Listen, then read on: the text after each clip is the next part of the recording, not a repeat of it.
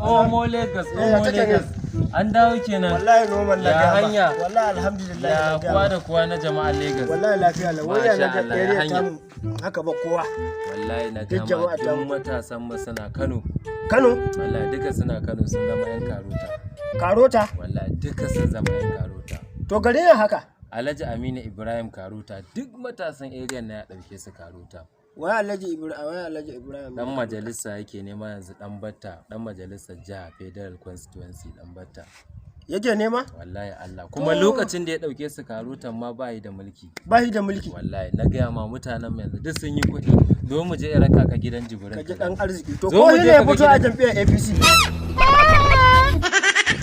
Me jiya tebalanta na yau ma na jam'iyyar NNPP. Zo mu je ka ga gidan Alhassan da kuɗin Karota a gidan.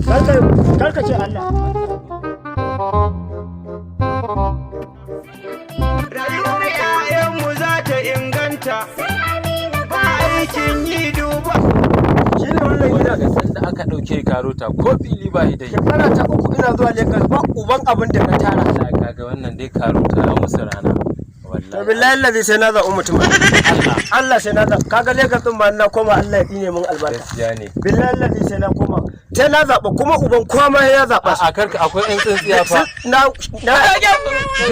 To billahi Allah sai sun zaɓa. Sai sun zaɓa. Shine aka zo aka shaƙe mana gari da banonin APC. Ɗauka ne mu da za a rinka hayare mu. Ka rabu da su. To billahi Allah wani rabul Aminu Karota zaɓa kuma uban kowa ma ya zaɓa. Sai ya kawo dan bace wallahi. Na bu din tsaye.